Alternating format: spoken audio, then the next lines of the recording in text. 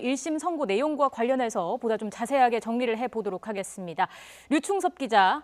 네, 사회부입니다. 네, 자세히 전해주시죠. 네, 오늘 서울중앙지법에서 열린 1심 선고 공판에서 김세윤 부장판사는 박 전 대통령에게 징역 24년에 벌금 180억 원을 선고했습니다. 또 벌금을 내지 않을 경우 3년 동안 노역하도록 했습니다. 재판부는 박 전 대통령이 대통령으로서의 직권을 위법하고 부당하게 행사한 사실이 충분히 인정된다고 밝혔습니다.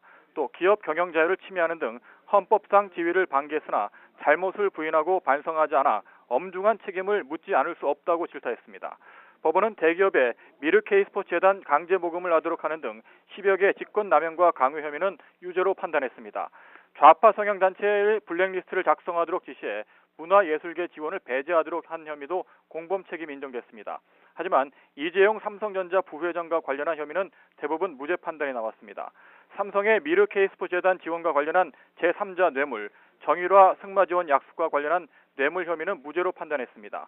삼성이 최순실 씨 측과의 용역 계약에 따라 213억 원을 주기로 약속한 뇌물 혐의는 확정적 뇌물로 보기 힘들다고 판단했습니다. 미르K스포츠재단 지원과 관련한 제3자 뇌물 수수 혐의도 검찰이 주장한 포괄적 현안인 삼성 승계작업 청탁은 인정하지 않았습니다. 다만 삼성의 코어스포츠 36억 지원과 정유라에게 명마를 지원하는 등 70여여 원은 뇌물죄로 인정했습니다.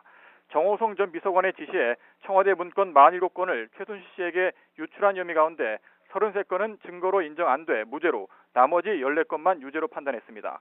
재판부는 롯데그룹 K스포츠재단 지원 70억 원 등 박 전 대통령이 받거나 요구한 뇌물액이 230억 원이 넘는다고 판단했습니다.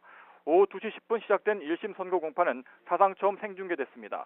재판부는 오후 3시 51분까지 1시간 40분 동안 박 전 대통령의 18개 혐의에 대한 유무죄 판단과 양형 이유를 설명했습니다. 이어 징역 24년 등 형량이 담긴 주문을 낭독했습니다.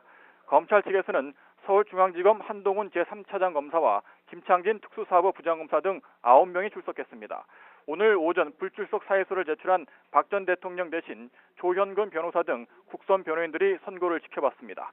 지금까지 사회부에서 전해드렸습니다.